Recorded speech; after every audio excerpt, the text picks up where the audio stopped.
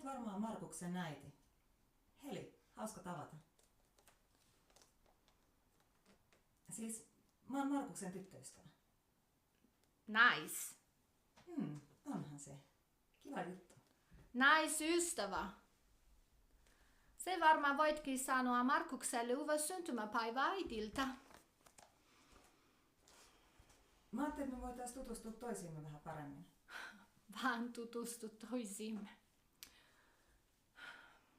Mä ymmärrän, että tää on yllättävä tilanne. Minkä ikäinen sä oikein oot?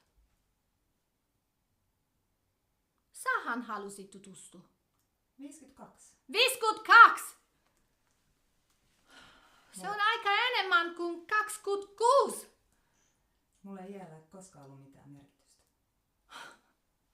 Tiedätkö mitä sanotaan vanhoista naisista, jotka jahtaa nuoria miehiä? Että niillä on vääristynyt minäkuva. Oli hauska tutustua.